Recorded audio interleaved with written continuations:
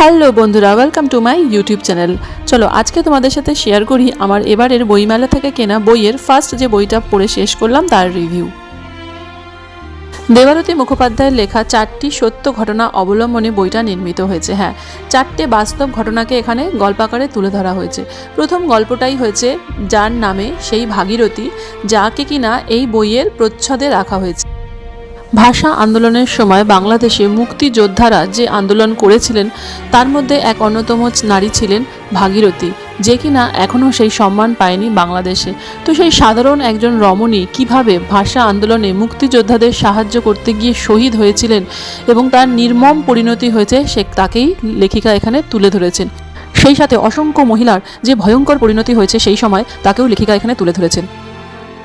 এছাড়াও রয়েছে কাবুল দেশে বঙ্গতনয়া এবং এক ভৃত্য ও তার মনিবের কাহিনী। তো বন্ধুরা, যারা আমার এই লাইফস্টাইল ফলো করছো, যদি আমার এই চেষ্টা ভালো লাগে চ্যানেলটা লাইক, শেয়ার, সাবস্ক্রাইব করো।